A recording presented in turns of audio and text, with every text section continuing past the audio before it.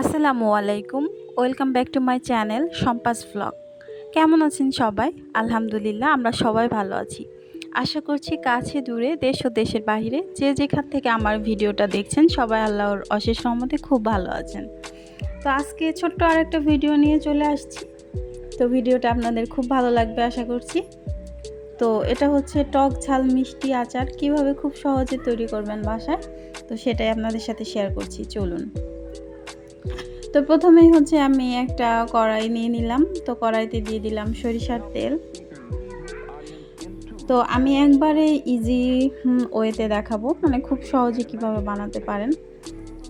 তো আমার হচ্ছে অনেকগুলো আম আনছিল বাজার থেকে, তো আমগুলো কেমন যেন লাল লাল হয়ে যাচ্ছিল। তো ভাবলাম আচার তৈরি করে রাখি, তাহলে তো অনেক দিন থাকবে। অবশ্য আচার আমার ঘরে অনেক দিন থাকে না, তার আগেই শেষ হয়ে যায় বাবা আর মেয়ের জন্য। তো এখানে হচ্ছে আমি প্রথমে শুকনো মরিচ দিয়ে দিলাম 3টা, দিয়ে তারপরে মরিচটা একটু ভেজে তার মধ্যে আমি দিয়ে দিলাম রসুন কুচি। এখন হচ্ছে এটা খুব সুন্দর করে ভেজে নেব, মানে ফ্লেভারটা আসা পর্যন্ত। তো টক ঝাল মিষ্টি আচার কার না ভালো লাগে? আমার মনে হয় যে এটা কম বেশি সবাই পছন্দ করে। তো এখানে হচ্ছে আমি দিয়ে দিলাম মরিচের গুঁড়া।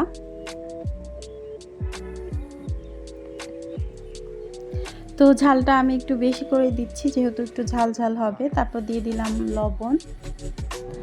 আর আমি হচ্ছে আমগুলো সুন্দর করে ধুয়ে তারপর হচ্ছে কেটে একটু রোদে মানে শুকিয়ে নিয়েছিলাম। তো এই হচ্ছে এই বড় লাল ডালাটার মধ্যে আমি আমগুলো শুকিয়ে নিয়েছি। আমটা কিন্তু দেখেন ভেজা না। তো তারপরে হচ্ছে একে একে আমি সবগুলো আম কড়াইতে দিয়ে দিচ্ছি, দিয়ে তারপরে হচ্ছে একটু নেড়ে চেড়ে আমগুলোকে ভেজে নিচ্ছি। তো ভিডিওর এই পর্যায়ে ছোট্ট একটা অনুরোধ করে যাই, যারা এতক্ষণ ধৈর্য ধরে আমার ভিডিওটা দেখছেন অথচ একটা লাইক দিতে ভুলে গেছেন, তারা একটা লাইক দিয়ে পুরো ভিডিওটা দেখে নেবেন।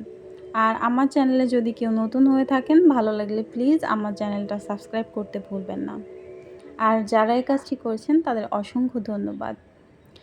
তো আমার আমগুলো ভাজা হয়ে গেছে, এখন হচ্ছে এর মধ্যে দিয়ে দিচ্ছি আমি চিনি। তো চিনিটা দিয়ে তারপর হচ্ছে আমি আবারও নেড়ে চেড়ে নেব।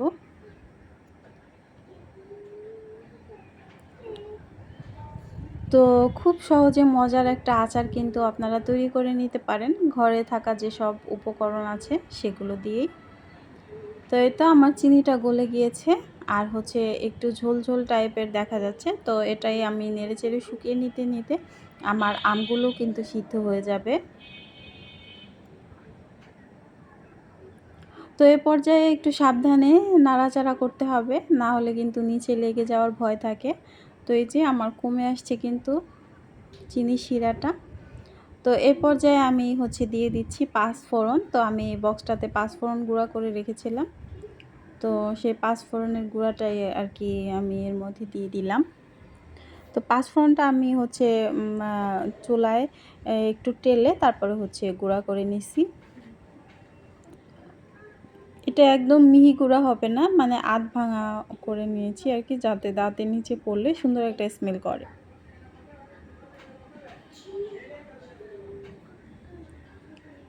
তো দেখতেই বোঝা যাচ্ছে যে কত সুন্দর হয়েছে, জিভে কিন্তু জল চলে আসছে। তো এটা আমি সারা রাত ধরে এভাবে রেখে দিছিলাম। তো এখন হচ্ছে সকালবেলা আমি কাচের একটা জারে তারপর হচ্ছে এটা করব, মানে ভরে রাখবো। আর এখানে আমি কোনো ভিনেগার ইউজ করিনি, কারণ হচ্ছে আচার দ্রুতই শেষ হয়ে যায়, থাকে না।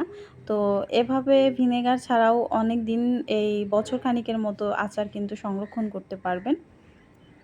তো আমি একটা পিরিচে বেড়ে দেখিয়ে দিচ্ছি কতটা লোভনীয় হয়েছে, আপনারা দেখে বুঝতে পারছেন। তো কে কে খাবেন